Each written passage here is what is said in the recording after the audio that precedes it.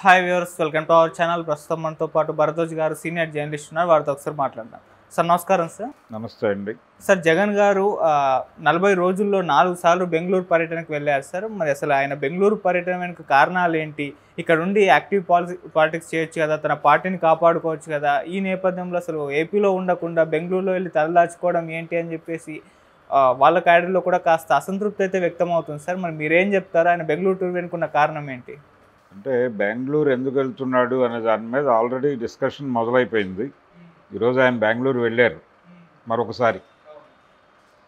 అయితే ఆయన బెంగళూరు జగన్మోహన్ రెడ్డి అనే స్టోరీ ఇప్పటిది కాదు. అది జగన్మోహన్ రెడ్డి గారు తన వ్యాపార కార్యక్రమాలు ప్రారంభించిందే బెంగళూరులో.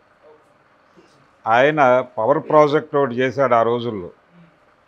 దానికి వైఎస్ రాజశేఖర రెడ్డి గారు షూరిటీ సంతకం పెట్టాడు. ఆయన షూరిటీ సంతకం పెట్టడం మీద అసెంబ్లీలో తెలుగుదేశం పార్టీ చాలా పెద్ద ఎత్తున గొడవ చేసింది ఆ రోజుల్లో. దానికి నా కొడుక్కి నేను సంతకం పెడితే తప్పేంటి అని ఆయన అడ్డంగా బుల్డోజ్ చేసుకుంటూ గొడవకి దిగాడు. అప్పటి నుంచి జగను బెంగళూరు అనే స్టోరీ వింటున్నాం మనం. సో ఆయన అక్కడ ఒక ప్యాలెస్ కట్టుకున్నారు ఎయిర్పోర్ట్ దగ్గరలోనే. ఆ ప్యాలెస్కి సంబంధించినటువంటి రిపేర్లు చేయించుకుంటున్నాడు ఆయన. ఇంకా ఆయన పర్మనెంట్గా అక్కడే ఉంటాడు, ఆ ప్యాలెస్కే పరిమితం అవుతాడు. ఇక్కడ ఉన్నటువంటి అమరావతి దగ్గర ఆయనకు ఒకటి ఉంది కదా ప్యాలెస్, తాడేపల్లి ప్యాలెస్ అంటున్నారు కదా దీన్ని. ఈ తాడేపల్లి ప్యాలెస్ నుంచి అక్కడికి షిఫ్ట్ అయిపోతున్నాడు. కారణం ఇక్కడ క్యాడర్ తీవ్రమైనటువంటి అసంతృప్తితో ఉందని, అలాగే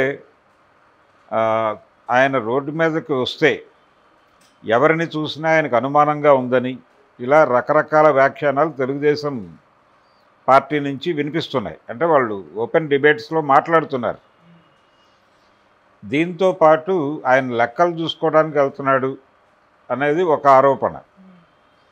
అంటే ఇప్పుడు ఓడిపోయాడు కాబట్టి గెలిస్తే ఓకే.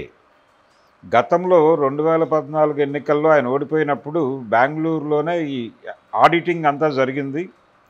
ఎలక్షన్ ఖర్చులకు సంబంధించిన ఆడిటింగ్ అంతా అక్కడే జరిగింది. ఆడిటింగ్ సందర్భంగా ఒక నాయకుడు సరైన లెక్కలు చూపించలేదని ఆయన అదే ప్యాలెస్లో కొట్టారని, జగన్మోహన్ రెడ్డి నేరుగా చేయి చేసుకున్నాడని కూడా ఒక కథనం ప్రచారంలో ఉంది. తెలుగుదేశం సోషల్ మీడియా సర్కిల్స్లో అది సర్క్యులేట్ అవుతోంది. దీంతో పాటు ఆయనకి వ్యసనాలు ఉన్నాయని, అందుకోసమే బెంగళూరు వెళ్ళాడని కూడా కొంతమంది వ్యాఖ్యానాలు చేసేస్తున్నారు. వివరాల్లోకి వెళ్ళట్లే ఎవరు. ఎందుకు వివరాల్లోకి వెళ్ళట్లేదు అంటే, ఇన్ డీటెయిల్ చెప్తే, అంటే జనరల్గానే జగన్మోహన్ రెడ్డి మీద ఒక ఆరోపణ వాళ్ళు రిపీటెడ్గా చేయటం మాత్రమే కాదు, వాళ్ళు జగన్ని రెడిక్యూల్ చేస్తూ పెట్టిన వీడియోల్లో కూడా అది ప్రస్తావించారు ఎక్కువ ప్రముఖంగా. ఏమిటది? ఆయన పబ్జీ ఆడతాడు అని. దాన్ని మించిన వ్యసనాలు ఏవో ఉన్నాయి, అందుకని బెంగళూరు వెళ్తున్నాడని చెప్పి ఓపెన్ డిబేట్స్లో మాట్లాడేస్తున్నారు. అవి ఏమిటి అనేది వివరాలు చెప్పట్లేదు. వివరాలు చెప్తే వాళ్ళు కోర్టులో కేసు వేస్తారేమో, డిఫమేషన్ దావా వేస్తారేమో అని భయం వీళ్ళకి. ఇలా ఆయన బెంగళూరు వెళ్ళటం వెనకాల ఒకటేమో కార్యకర్తలకి భయపడి, జనాలకి భయపడి పారిపోతున్నాడని, రెండోదేమో కేసులకి భయపడి, అరెస్టులకి భయపడి పారిపోతున్నాడని. ఆయన బెంగళూరు వెళ్ళటానికి ముందు నిన్న విజయవాడ పాస్పోర్ట్ ఆఫీస్కి వెళ్ళి రెన్యువల్ చేసుకున్నారు. ఆయన ఆవిడ ఇద్దరు, భారతిరెడ్డి జగన్మోహన్ రెడ్డి ఇద్దరు వెళ్ళి మల్లాది విష్ణు గారు తదితరులు అక్కడ స్వాగతం పలికారు. వీరికి స్వాగతం పలకగా దేవినేని అవినాష్, మల్లాది విష్ణు వీళ్ళందరూ స్వాగతం పలికారు. ఆయన వెళ్ళి సతీ సమేతంగా బందర్ రోడ్లో ఉన్నటువంటి పాస్పోర్ట్ ఆఫీస్కి వెళ్ళి దాన్ని రెన్యువల్ చేసుకుని తిరిగి తాడేపల్లి ప్యాలెస్కి వెళ్ళి అక్కడి నుంచి బెంగళూరు వెళ్ళాడు. ఇదంతా కూడా దేశం వదిలి పారిపోవడానికి అన్న లెవెల్లో ఒక కథనం కూడా ప్రచారంలో ఉంది. ఇప్పుడు ఆయన బెంగళూరు సెంటర్గా పెట్టుకుని అక్కడ నుంచి ఆపరేషన్స్ మొదలు పెడతాడు. అంటే ఒకటి, కేసులు వస్తే పారిపోవడానికి కన్వీనియంట్గా ఉంటుందని అక్కడికి షిఫ్ట్ అయ్యాడు అనేది ఒకటి. ఆ మధ్య పులివెందుల్లో కూడా విపరీతంగా కార్యకర్తల నుంచి ఆయన మీద నిరసన వ్యక్తమైంది ఆయన ఆఫీసులోనే. ఆయన ఓడిపోయిన తర్వాత పులివెందులు వెళ్ళాడు. వెళ్ళిన సందర్భంగా పార్టీ కార్యాలయంలో ఆయన కూర్చున్నప్పుడు కార్యకర్తలు తీవ్రంగా నీ వల్లనే పార్టీ ఇలా అయిపోయింది అని చెప్పి ఆయన్ని దూషించారనేటువంటి ఒక కథనం సర్క్యులేషన్లో ఉంది. కాబట్టి జగన్మోహన్ రెడ్డి గారి మీద ఇంత వ్యతిరేకత సొంత పార్టీలో ఉంది, జనంలో ఉంది.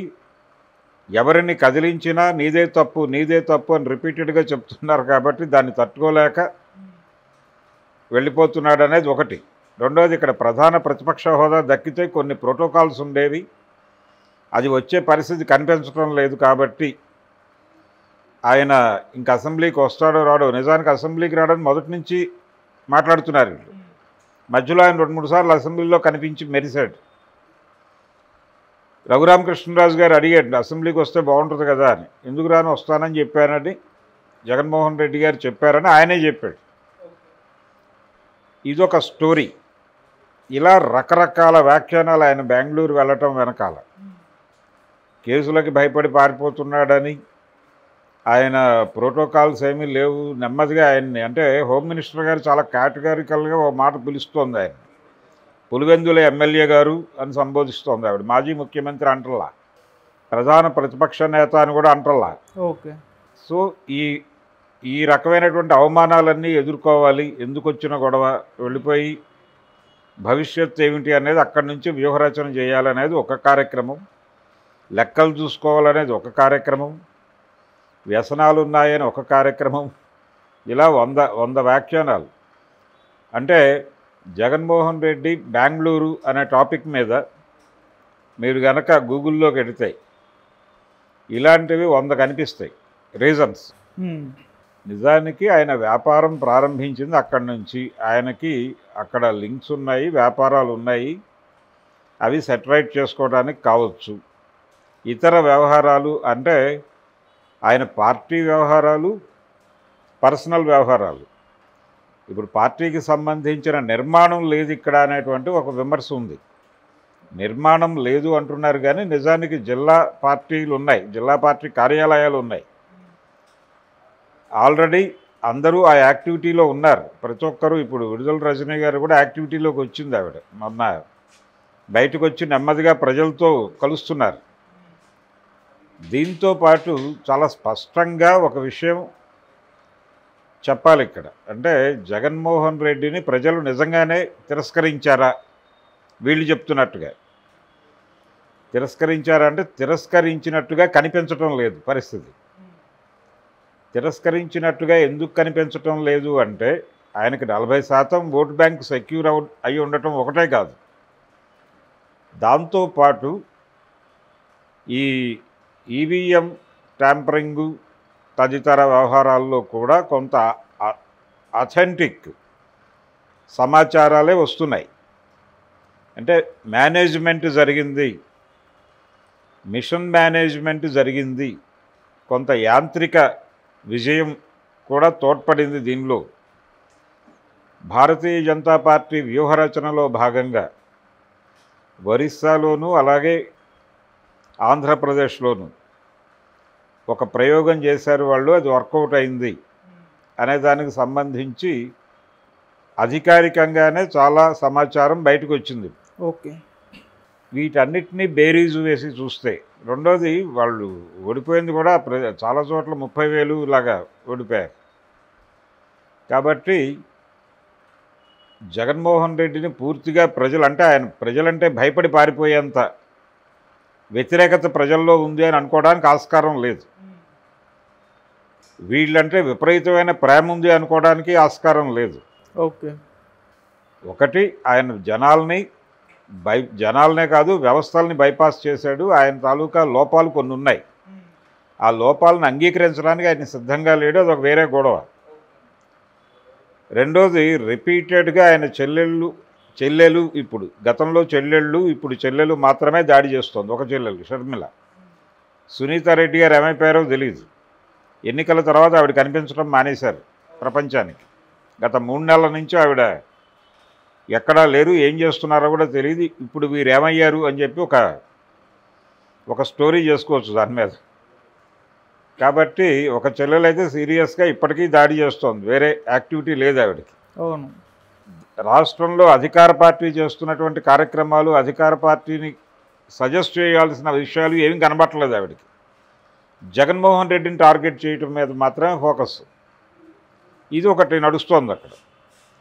ఈ విధంగా జగన్మోహన్ రెడ్డి గారి బెంగళూరు పర్యటన మీద ఇప్పటికీ తెలుగుదేశము, కూటమి, బీజేపీ, జనసేన అందరూ స్పందించేశారు.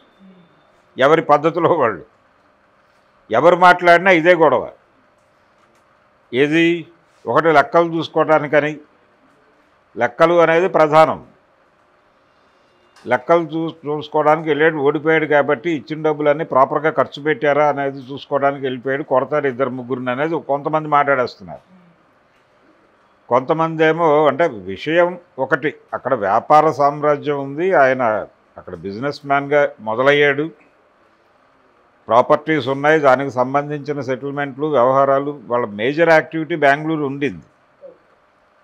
సో అవన్నీ సెటిల్ చేసుకోవడానికి వెళ్ళి ఉంటాడు.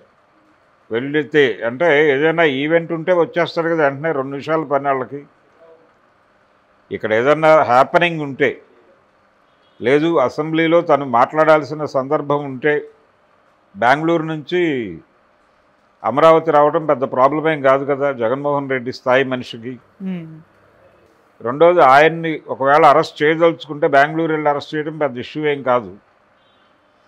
ఇక్కడ అక్కడైతే ఆయన పారిపోవడానికి అంటే ఈ పాస్పోర్టు రెన్యువల్ చేసుకోవటాన్ని, ఈ బెంగళూరు వెళ్ళటాన్ని కలిపి ఒక స్టోరీ కల్పిస్తున్నారు. అక్కడ నుంచి ఏదో ఆయన వేరే పేరుతో వెళ్ళిపోతాడు అన్న లెవెల్లో.